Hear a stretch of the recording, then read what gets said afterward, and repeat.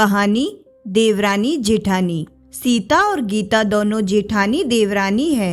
सीता नौकरी करती थी और गीता घर संभालती थी। पूरा परिवार सुखी से रहता है। सास ससुर दोनों के दो दो बच्चे, कुल 10 लोगों का परिवार है। कई सालों बाद दोनों की बुआ सास कुछ दिन वहाँ रहने आई। सुबह उठते ही बुआ जी ने देखा सीता जल्दी जल्दी अपना काम निपटा रही थी। गीता ने सबका नाश्ता टिफिन बनाया, जिसे सीता ने सबको परोसा, टिफिन पैक किया और चली गई ऑफिस। गीता ने फिर दोपहर का खाना बनाया और बैठ गई थोड़ा सास और बुआ सास के पास। बुआ जी से रहा नहीं गया, बोली, छोटी बहू तेरी जेठानी तो अच्छा हुक्म चलाती है तुझ पर। सुबह से देख रही हूँ रसोई घर में तू लगी है और वो महारानी दिखावा करने के लिए सबको नाश्ता परोस रही थी, जैसे उसी ने बनाया हो। गीता और सास ने एक दूसरे को देखा। गीता बोली, नहीं ऐसी कोई बात नहीं है बुआ जी। बुआ जी बोली, तू भोली है पर मैं सब समझती हूँ। गीता से अब रहा नहीं गया और बोली, बुआ जी आपको सीता दीदी का बाकी सबको नाश्ता परोसना दिखा, शायद ये नहीं दिखा कि उन्होंने मुझे भी सबके साथ नाश्ता करवाया। मुझे डांट कर पहले चाय पिलाई, नहीं तो सबको खिलाकर और टिफिन पैक करने में मेरा नाश्ता तो ठंडा हो चुका रहता, या मैं खाती ही नहीं। दीदी सुबह उठकर मंदिर की सफाई करके फूल सजाकर रखती है तो मम्मी जी को पूजा करने में अच्छा लगता है। मैं तो नहाकर आते ही रसोई में घुस जाती हूँ। शाम को आते हुए दीदी सब्जियां भी लेकर आती है, क्योंकि आपके भतीजों को रात में लेट हो जाता है, तब ताजी सब्जियां नहीं मिलती। ऑफिस में कितनी मेहनत करनी पड़ती है। फिर ऑफिस से काम करके आकर रात को खाना बनाने में मेरी मदद करती है। वो मेरी जेठानी नहीं, मेरी बड़ी बहन है। मैं नहीं समझूंगी तो कौन समझेगा। बुआ जी चुप हो गई।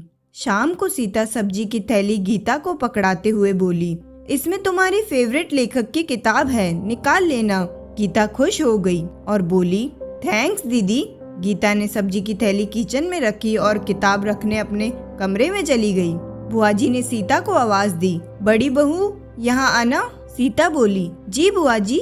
बुआ जी बोली, तुम इतनी मेहनत करके कमाती हो, ऐसे फालतू किताबों में पैसे व्यर्थ करती हो, वो भी अपनी देवरानी के लिए। वो तो वैसे भी घर में करती ही क्या है, तुम दिन भर मेहनत करती हो और वो घर में आराम। सीता मुस्कुराई और बोली, आराम? गीता को तो जबरदस्ती आराम करवाना पड़ता है। सुबह से बेचारी लगी रहती है, किचन में सबकी अलग अलग पसंद, 4 बच्चों का टिफिन सब बनाती है, वो भी प्यार से। सुबह की चाय पीने का भी सूद नहीं रहता उसे। दोपहर को जब बच्चे आते हैं फिर उनका खाना, उनकी पढ़ाई सब वही देखती है।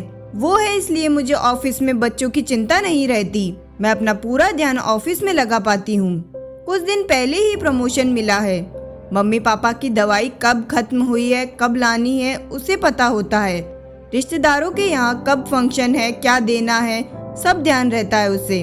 घर संभालना कोई छोटी बात नहीं है। मेहमानों की आव भगत बिना किसी शिकायत के करती है। उसे बस पढ़ने का शौक है। फिर मैं अपनी छोटी बहन की छोटी सी इच्छा पूरी नहीं करूंगी तो कौन करेगा। बुआ जी की बोलती फिर बंद हो गई। सीता वहां से उठकर चली गई।